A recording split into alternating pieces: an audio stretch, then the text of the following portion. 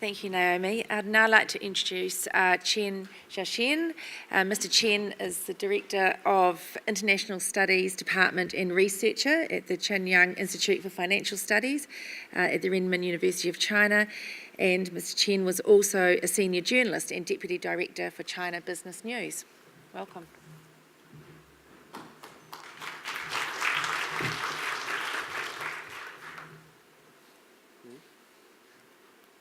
Okay, only one page, so it's my presentation. Today I think because of the short of time, I think I would like to make my presentation short. So first, I think I would like to say the key message today I would like to convey is that, in my view, that the priorities of China, New Zealand, and China, Oceania Belt and Road construction, should be both green and blue. So it's my key message.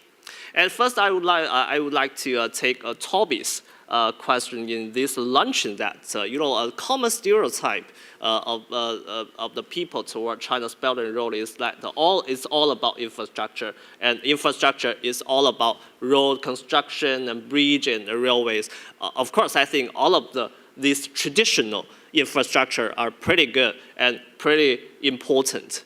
But however, I think we can enlarge our imagination and we can enlarge the conception of infrastructure in a new era, in a new time. So infrastructure also includes a lot. So today I may focus on two issues. First, the green, which means green development. And second, the blue means maritime cooperation and maritime economy. I think both issues are also within the enlarged conception of infrastructure connectivity, and they are the two priorities that China and New Zealand can work together, not only bilaterally, and also in terms of multilateral ways to serve, especially to serve for the Pacific Island countries and other territories. And I would like to argue that we can highlight some priority areas. I think first for the green part, we can do a lot of data services and also research and development in terms of biodiversity, because it's kind of the very key resources for the 21st century and for a new economy.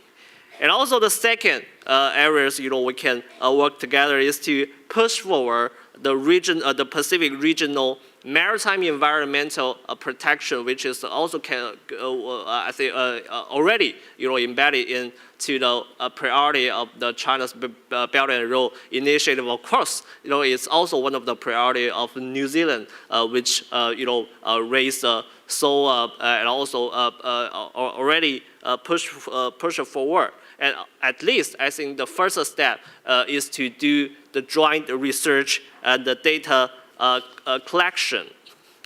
And also to combat climate change, especially to help the small island countries in the Pacific, in the South Pacific, to combat climate change is one of the key issues that we can work together. So I would like to echo that just now. I think the previous colleagues mentioned the sea rise. The rice which can be grown in the sea areas and seashore areas. I was just from Samoa. I think they are already trying to do these field studies. I think in this field, I think both China and New Zealand can work together in a very comparative advantage way to help these small Pacific Islands countries to come back and accommodate the impact of climate change. And also for the blue economy part, we can do more, in terms of maritime biopharmaceutical, which is to utilize the maritime resource such as seaweed to create the pharmaceutical industries for the needs of the people. And also, we can also, establish the Blue Industrial Park, cooperated by both Chinese firms and New Zealand firms. And also, again, maritime studies in terms of all of the resource data collection, and also the maritime connectivity are very essential. And I would like to raise up one case which is both green and blue, which is the blue carbon sink, which means you try to utilize these maritime biological resources, for example, coral reefs, and also seaweed beds, and also we also have mangrove forestry, especially very rich in these PICs, the Pacific Islands, and actually they can absorb the carbons in this atmosphere, which is contributing to the combating climate change, and also it's also can be the potential benefit for these Pacific Islands countries to contribute and also to make a live. And also, it's also a way, because I'm from the financial studies think tank, it's also, in my eyes, in my view, it's also a kind of financial system. Because these seaweeds or coral, they absorb the carbons, which means, very same as deposit. So if you just deposit the money in a bank, it's quite similar to deposit the carbon in these seaweeds or coral reefs. And also there's an interest, because these seaweeds, they just grow by themselves. And believe me, in the Chinese experience, the forestry, I think my previous colleague may know more than me, that this kind of carbon interests have a much higher interest rate than the real financial services. And also, again, I think it's very important to know that in 21st century, because we have just completed another UNFCCC, the climate talk under Fiji's leadership, and also it can be traded. It can be traded because this volunteer carbon trading system can be embedded in this blue carbon sink, by encouraging the growing of these seaweeds, coral, and also other maritime bio resources. So again, it creates benefit to those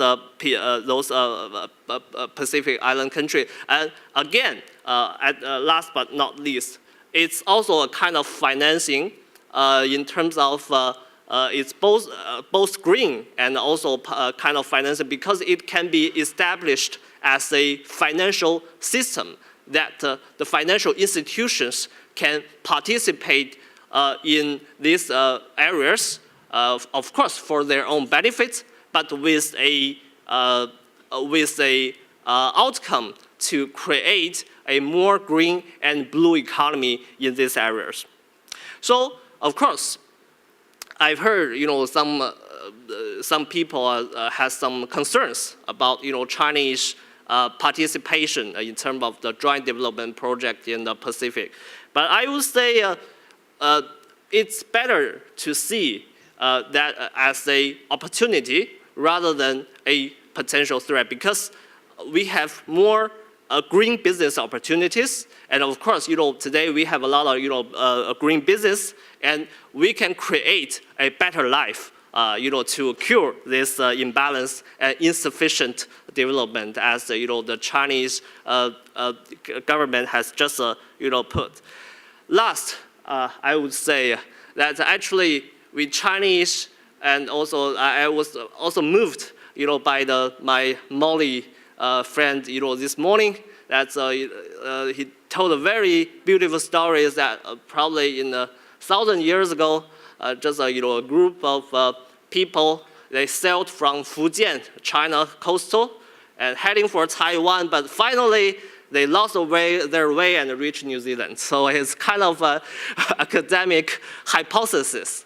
But I mean, it's kind of our ancient maritime traditions that both of our two peoples were in the past connected by blue or connected by ocean. And also, our ancient, our ancestors, they also traveled in maritime in a green way because all of the boats are carbon zero way. So I mean, of course, we have a lot of traditions, but now I think for Belt and Road, we are trying to bring our ancient history and the common traditions in a modern world, in 21st century, in an innovative way. So that's why I would argue that green development and maritime cooperation should be on the top of the priority of Belt and Road initiatives, and especially between China and New Zealand, but also beyond. Thanks.